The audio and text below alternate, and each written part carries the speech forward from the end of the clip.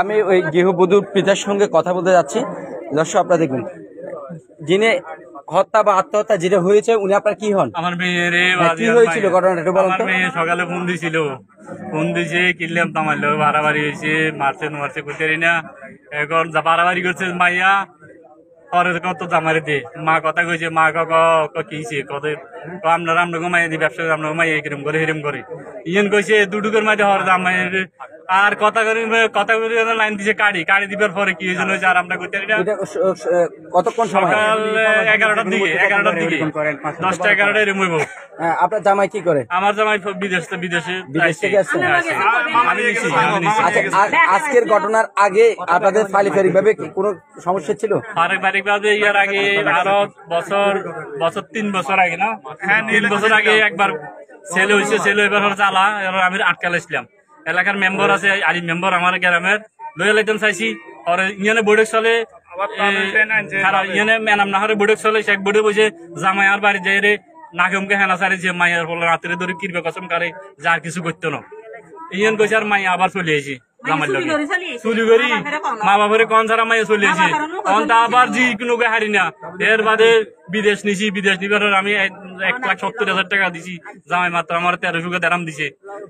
টিয়া হামু কিছু করেন নাই, টিয়া হামু টিয়া আবার আর ওয়াইফ গেছে বিদেশ, আর ওয়াইফ যাদের সময় মাইয়ালে আবার স্বর্ণ 2 ভরি বাকি আছে কিন্তু মাইয়ালে হারা দিছি। তারপর বিয়ের সময় 10 ভরি স্বর্ণ 10 লাখ টাকা কামিনা ছিল। আচ্ছা, আমাদের কাছে যেটা আমরা শুনেছি যে আপনার মেয়েকে ঝুলন্ত অবস্থায় পাওয়া গেছে, এখন এটা কি হত্যা না আত্মহত্যা আপনার কাছে? এটা আমার কাছে লাগতেছে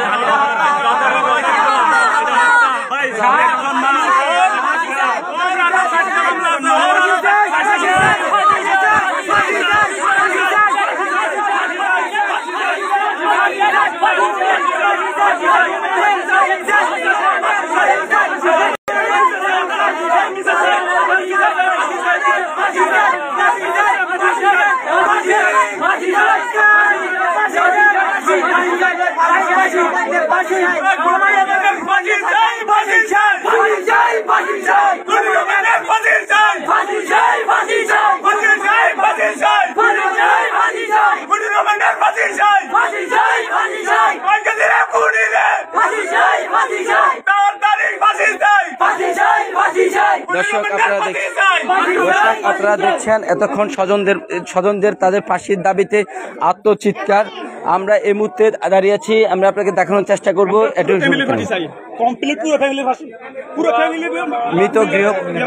দর্শক, পৌরসভার মৃত গৃহবধূ তাহমিনার আজ বিকেলে ধারণা করছে, বিকেল 4টার পর থেকে তার সাথে সকল যোগাযোগ বন্ধ হয়েছে। তো স্বজনরা ধারণা করছে যে তাকে বিকেলেই হত্যা করে ফাঁসির জড়িতে ঝুলিয়ে রেখেছে।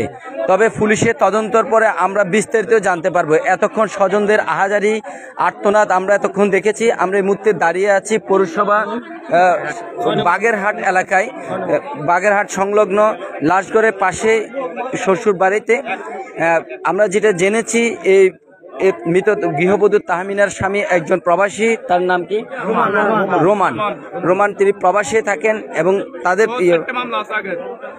এছাড়াও আরেকটি বিষয় শুনেছি, তার বিরুদ্ধে একাধিক থানায় মামলা রয়েছে। আমরা সে বিষয়ে একটু জানতে চাইবো আসলে সত্যি তার বিরুদ্ধে মামলা রয়েছে কিনা।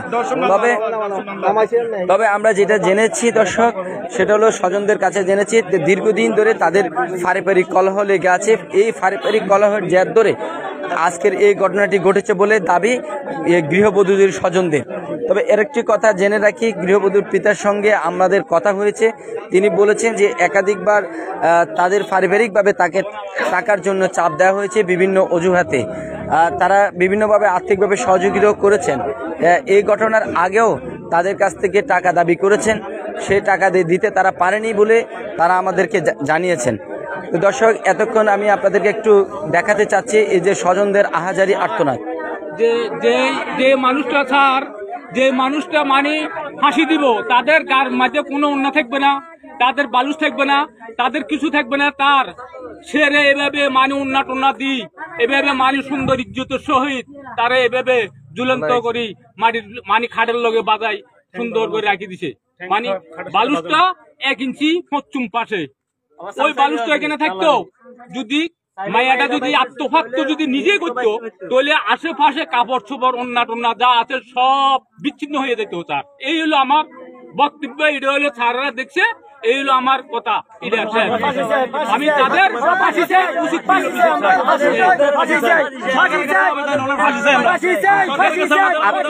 আপনি এই গৃহবধূর কি হন? আমি ওনার ফুফাতো ভাই। ফুফাতো ভাই, আপনি কি জানেন এই বিষয়ে? এই বিষয়ে আমি যে অবস্থা দেখছি, যেমন একজন মানুষ কত সুন্দরভাবে এভাবে ফাঁসি যদি নিজে দেয়, কোনোভাবে একজন লোক এভাবে সুন্দরভাবে থাকতে পারে না, এটা কোনোভাবে থাকতে পারে না। মানুষ এখানে মানুষ সব মানুষের তো একটা জ্ঞান আছে, একটা বুদ্ধি আছে না, প্রত্যেকটা মানুষের একটা জ্ঞান বুদ্ধি থাকে। এই জ্ঞান বুদ্ধিটা যদি মানুষের রিসার্চ করে, তারপর ওনাকে যদি ঠিকভাবে দেখা হয়, সবকিছু রিসার্চ করে দেখলেই বুঝে যাবে যে ওনার ফাঁসি হয়েছে, এটা নিশ্চিত ওনার ফাঁসি দেওয়া হয়েছে, নিশ্চিত ওনাকে ফাঁসি দেওয়া হয়েছে। আমরা সবাই ওনার ফাঁসি চাই। কেউ নাই, ওনার বাবা গরুর ব্যবসা করে, একটা গরু নাই, কোনো কিছু না, বিক্রি করে কিছু নাই, একটা বাচ্চা ছিল উনিও নাই, সবাই পালাই গেছে, সবাই পালাই গেছে। দর্শক, আমি এই মুহূর্তে দাঁড়িয়ে আছি গৃহবধূর শ্বশুরবাড়ি এলাকায়।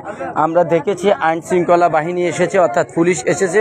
পুলিশের সঙ্গে আমাদের এখনো কোনো কথা হয়নি। আমরা এই লাইভের শেষে পুলিশের সঙ্গে কথা বলে আপনাদেরকে জানাতে পারবো। তবে স্বজনদের আহাজারি করছে এবং তাদের দাবি এটি আত্মহত্যা নয়, এটি একটি হত্যাকাণ্ড।